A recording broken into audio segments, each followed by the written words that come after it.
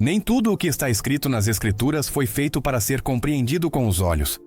Muitas palavras foram enterradas sob camadas de medo, metáforas e interditos espirituais.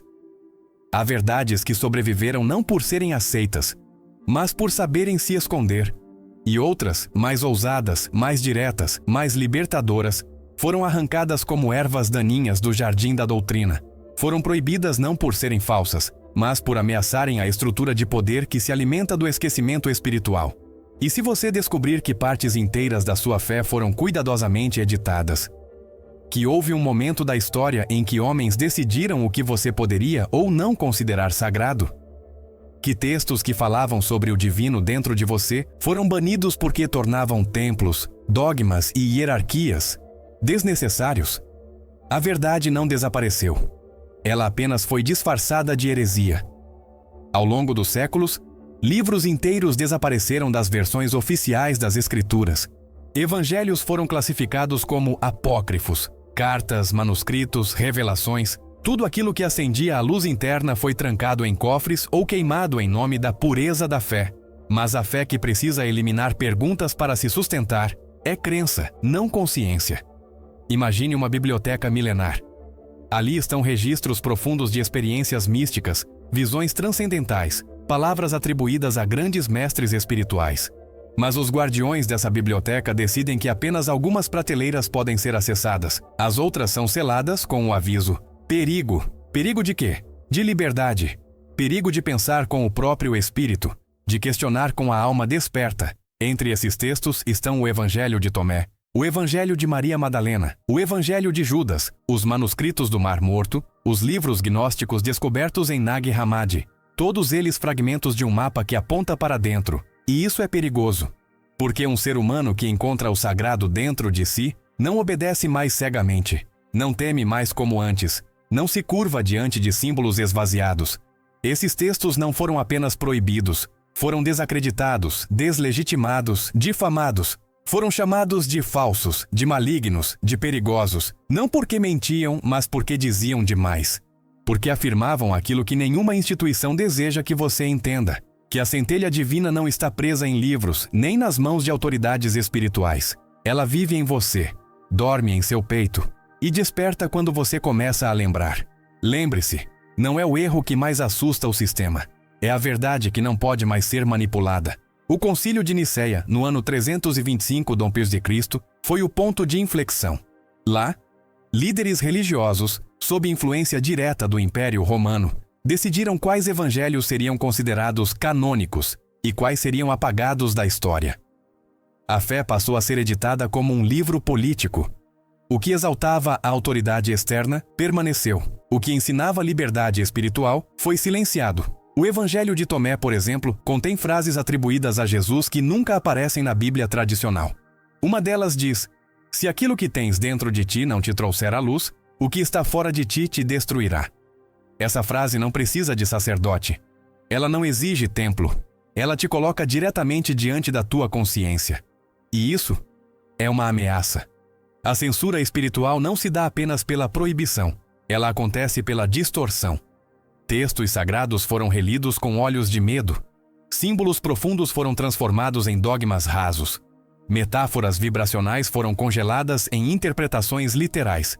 E o resultado é uma humanidade que lê os mapas sagrados sem saber o que está buscando. Eles nos disseram que o céu é um lugar distante, que o inferno é um castigo eterno, que anjos e demônios estão lá fora, brigando por nossas almas. Mas os textos proibidos dizem outra coisa. Dizem que o céu e o inferno são estados de consciência, que os anjos e os demônios são frequências dentro de nós, que o divino não está longe, está escondido sob a crosta do ego e do condicionamento.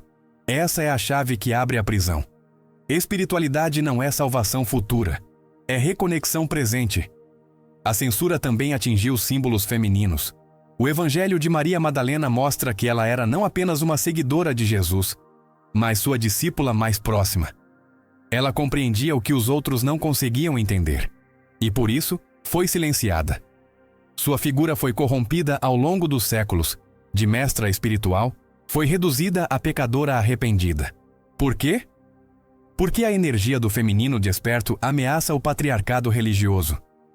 Porque o coração intuitivo é mais perigoso para o sistema do que 1000 perguntas racionais.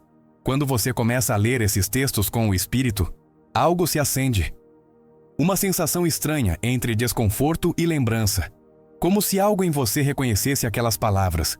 Como se no fundo você sempre soubesse que havia mais do que te contaram. E esse é o ponto. Os textos proibidos não estão aí para substituir a fé tradicional, mas para completá-la, para aprofundá-la, para tirar as vendas dos olhos e as correntes do espírito. Eles não pedem para você acreditar. Eles te convidam a lembrar. Lembrar que a divindade não precisa de permissão para agir dentro de você. Lembrar que o amor não pode ser monopolizado por uma instituição. Lembrar que a busca espiritual não é sobre ser aceito por um sistema, mas sobre se reconectar com sua origem vibracional. É por isso que tantos têm medo desses textos. Porque eles devolvem a responsabilidade espiritual ao indivíduo. Porque eles quebram o encantamento da obediência cega. E porque eles nos lembram daquilo que o medo tentou apagar. O divino nunca esteve fora. E nunca precisou de tradução. No silêncio da sua alma, essas palavras ainda ecoam. Elas foram escritas para o tempo em que você teria olhos para ver. Esse tempo chegou.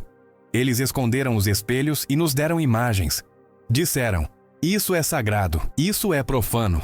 Mas não disseram que o sagrado verdadeiro só pode ser reconhecido por quem já o carrega dentro. Quando os primeiros textos começaram a circular fora do controle das instituições, uma força silenciosa agiu. Não era apenas censura de palavras, era a tentativa de apagar caminhos de retorno à origem. Os concílios como o de Nicéia não apenas organizaram a fé, eles selecionaram o que devia ser esquecido. E o que foi esquecido? Tudo o que dava autonomia ao espírito. Tudo o que sugeria que Deus não mora fora, mas pulsa dentro. Textos como o Evangelho de Tomé, de Maria Madalena, de Judas, foram retirados como se fossem erros, mas eram, na verdade, chaves. Chaves que abrem portais de percepção direta. O Evangelho de Tomé, por exemplo, é um dos documentos mais poderosos já encontrados. Não tem milagres, não tem histórias. Só tem palavras cruas, simbólicas, de um mestre que ensinava o autoconhecimento como caminho para Deus. Nele, Jesus diz, se o que está dentro de ti não sair, o que está dentro de ti te destruirá. E também, o reino de Deus está dentro de vós e à vossa volta. Percebe o perigo disso para uma estrutura que vive da intermediação espiritual? Porque se Deus habita dentro, para que serviria o templo? Se o acesso é direto, o que sobra para os representantes oficiais da fé? Isso não é teoria da conspiração, é fato histórico. A própria Igreja reconhece a existência desses textos, mas os trata como desvios, como ecos de uma doutrina alternativa. Só que o que é desvio depende sempre de quem desenhou o caminho.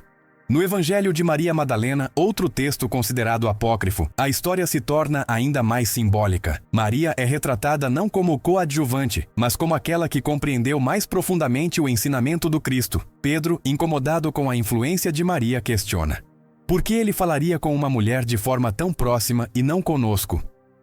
A resposta não vem como disputa, mas como revelação. O verdadeiro entendimento não pertence ao gênero, mas ao coração desperto. E é por isso que esse texto foi rejeitado, porque ele mexe em uma das colunas centrais da dominação religiosa, a exclusão da energia feminina como fonte de sabedoria espiritual. Aqui, o feminino não é apenas mulher, é receptividade, intuição, sensibilidade elevada, dimensões da alma que foram reprimidas por um sistema que precisava de ordem, medo e comando. No Evangelho de Judas, a ruptura é ainda maior. Judas, o traidor, é retratado como aquele que cumpriu um acordo secreto. A entrega de Jesus não é traição, mas missão. Não é erro, mas parte do plano. Porque o sacrifício precisava acontecer, não como punição pelos pecados da humanidade, mas como libertação da consciência adormecida. Se isso for verdade, então a base de culpa, castigo e punição se desmantela, e o medo que sustentava o sistema evapora. É perigoso sim, mas não porque ameaça a fé, porque ameaça a estrutura de controle sobre a fé. Esses textos não foram apenas banidos, foram desacreditados, ridicularizados, queimados, porque falam em códigos, porque exigem uma leitura simbólica, e isso não combina com instituições que ensinam o sagrado de forma literal. Jesus falava de reinos, mas esses reinos são níveis de consciência. Falava de luz e trevas, mas se referia à percepção interna. Falava de anjos e demônios, mas apontava estados vibracionais. E quem não entende símbolo, vira prisioneiro da letra. Foi assim que muitos perderam a ponte com o divino interior. Acreditaram que o céu era um lugar, e não uma frequência, que o inferno era um castigo, e não um estado interno de separação, que os pecados eram ações, e não esquecimento da própria essência. Os textos proibidos ensinam isso, que você não precisa ser salvo de fora. Você precisa lembrar quem é por dentro. Essa é a verdadeira gnose. Conhecimento direto, não emprestado. Uma sabedoria que não passa por dogmas, mas por silêncio, contemplação e presença. Por isso ela incomoda.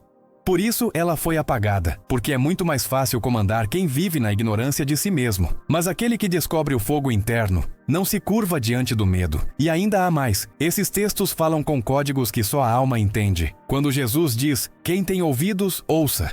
Ele não está falando de escuta física. Ele está dizendo, desperte os sentidos da alma. Escute com o coração. Veja com a intuição. Toque com a presença.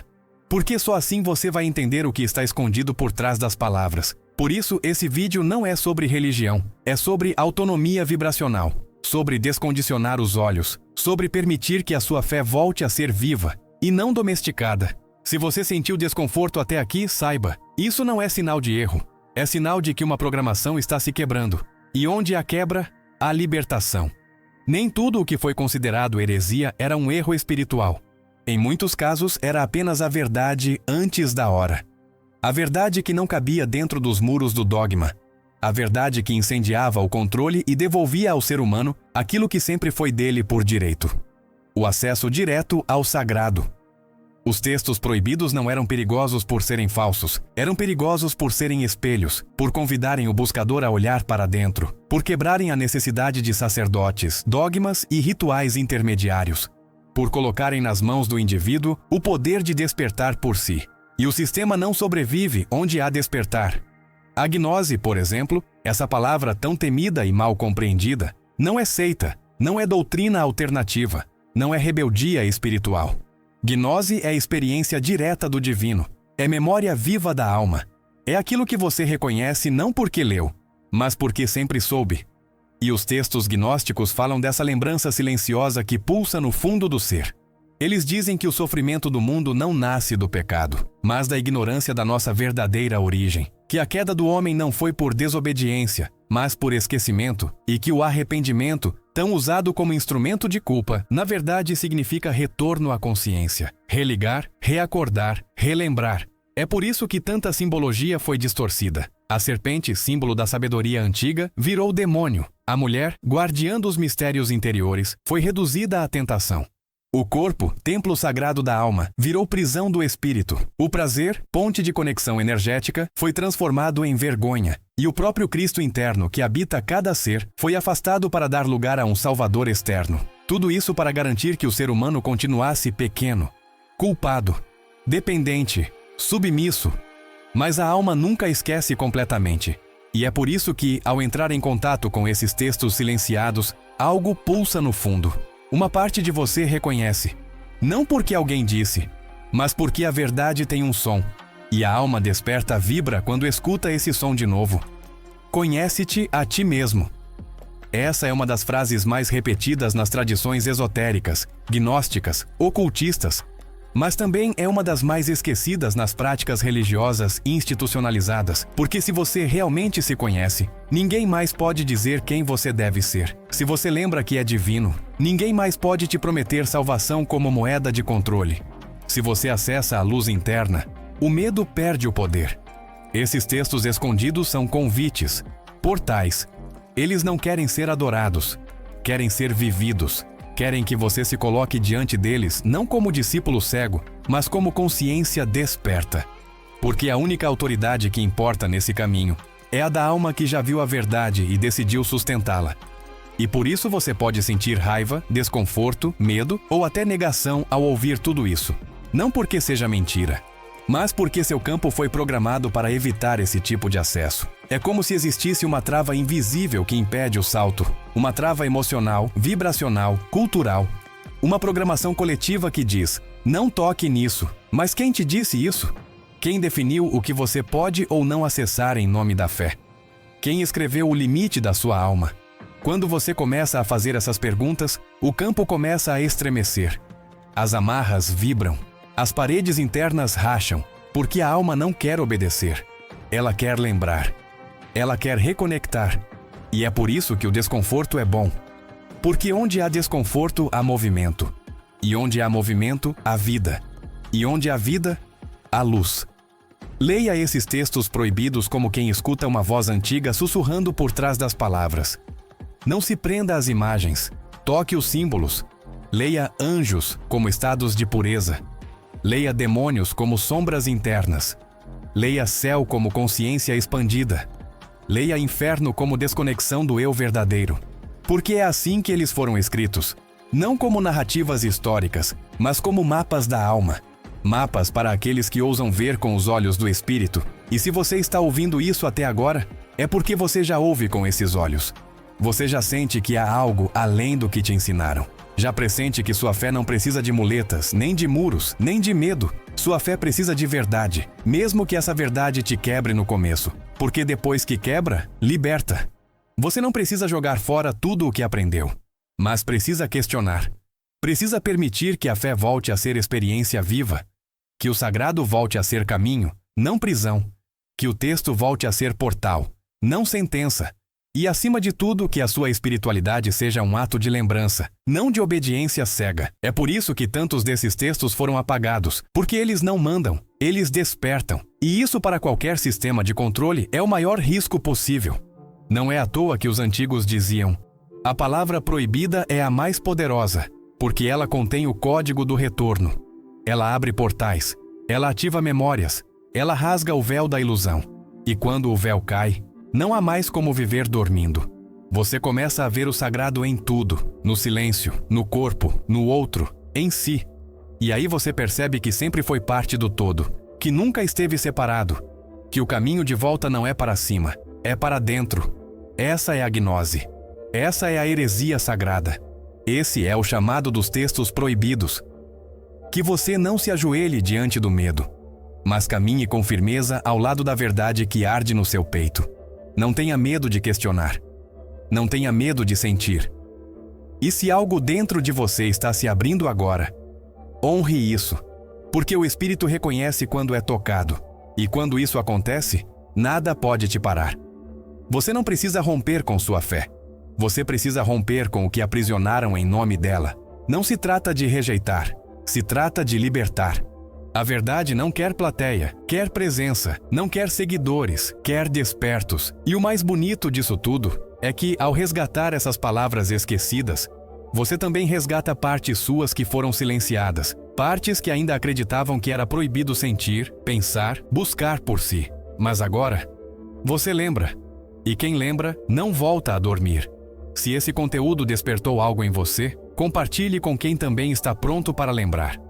Se inscreva no canal Fonte Criadora e ative o sino. Aqui, cada vídeo é um portal de expansão. Você não está sozinho nessa jornada. Nos vemos no próximo mergulho.